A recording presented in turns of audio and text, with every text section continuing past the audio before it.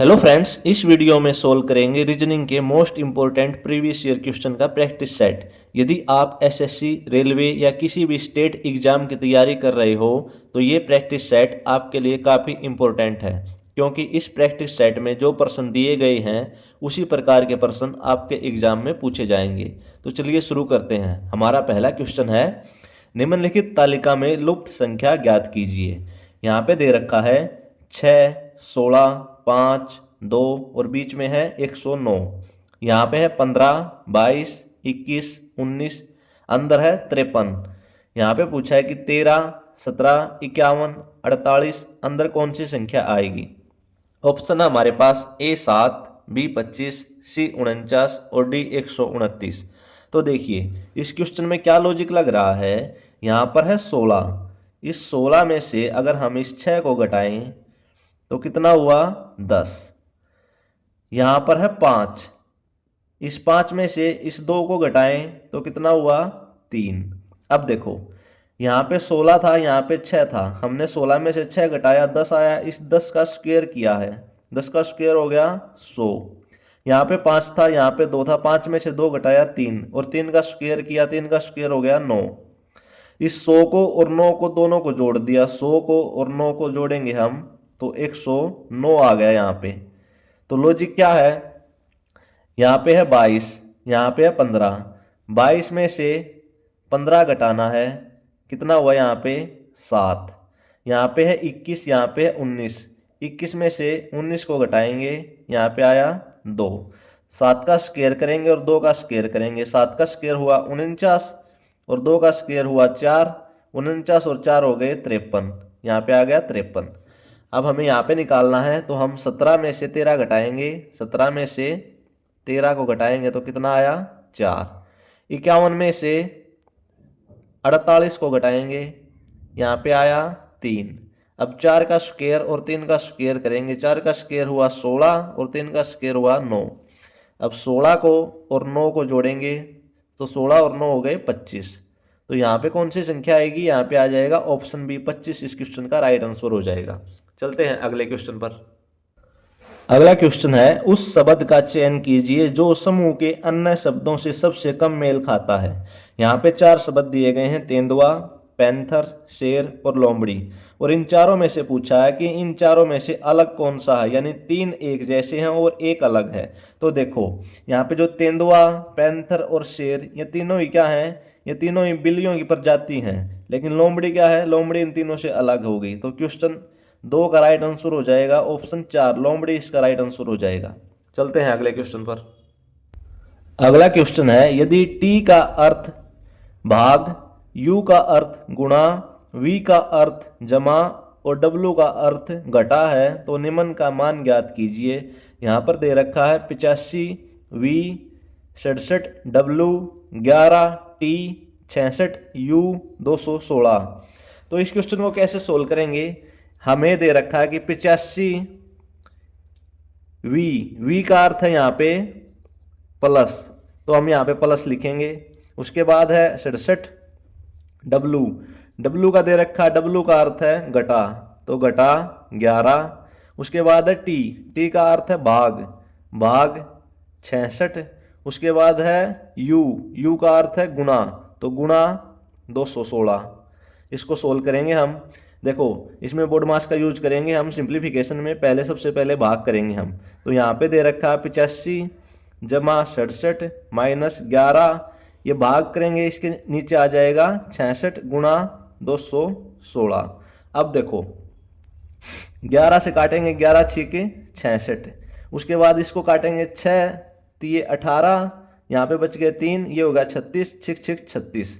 यहाँ पे क्या आया 85 जमा 67 माइनस 36।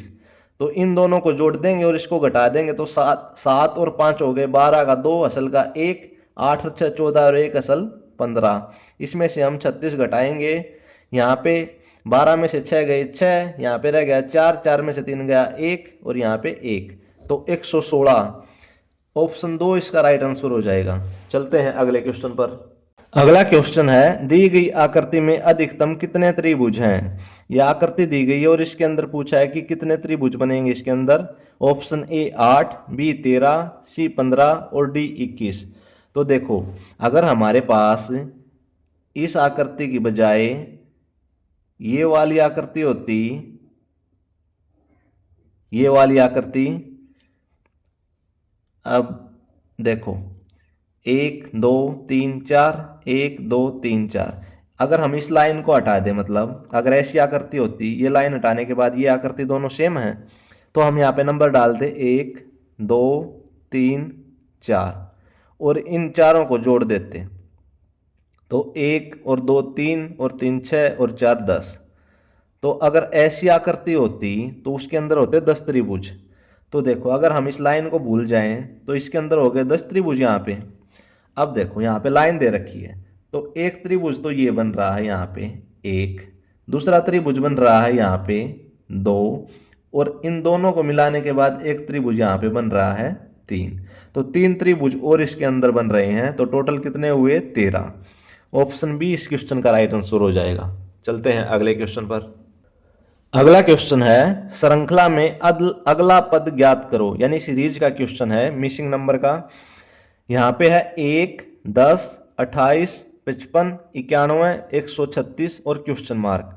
तो पूछा है कि यहाँ पे कौन सी संख्या आएगी? ऑप्शन ए 190, बी 191, सी 192 और डी 195। तो देखो क्या लॉजिक लग रहा है इसके अंदर, यहाँ से 1 से 10 हो रहा है, मतलब इसमें 9 जोड़ने के बाद 10 हुआ, यहाँ 10 से 28 हुआ, इसमें 18 जोड़ेंगे हम 10 में तब 28 हुआ, उसके बाद 28 से 57 हुआ। तो अगर हम 28 में 27 जोड़ेंगे तो 28 से 55 हुआ, तो 28 में अगर हम 27 जोड़ेंगे तो 55 हुआ। अब 55 से 91 हुआ। तो देखो, अगर हम 55 में 36 जोड़ें तो 91 हुआ। अब 91 से 136 हुआ, तो अगर हम 91 में 45 जोड़ें तो 136 हो गया। तो यहाँ पे देखो, यहाँ पे हमने पहले 9 जोड़ा, फिर 18, फिर 27, फिर 36, फिर 45। अब यहाँ पे हमें 54 जोड़ेंगे, तो 136 में 54 जोड़ेंगे 6 और 4 10 की 0, हसल का 1, 3 और 5 8 और 1 9 और 1। तो यहाँ पे कौन सी संख्या आई? 190। ऑप्शन ए इसका राइट आंसर हो जाएगा। चलते हैं अगले क्वेश्चन पर। अगला क्वेश्चन है, संख्या 42 75 913 में प्रत्येक अंक को बाएं से दाएं बढ़ते क्रम में व्यवस्थित किया गया है। मूल संख्या की तुलना में कितने अंकों की स्थिति अपरिवर्तित रहेगी? ऑप्शन 1 1 2 4 3 3 और 4 2। तो इस टाइप के क्वेश्चन को कैसे सोल्व करेंगे? यहाँ पे संख्या दे रखी है कि 42 75 913 में प्रत्येक अंक को बाएं से दाएं बढ़ते क्रम में, ये हुआ हमारा बायां हिस्सा, ये हो गया हमारा दायां हिस्सा।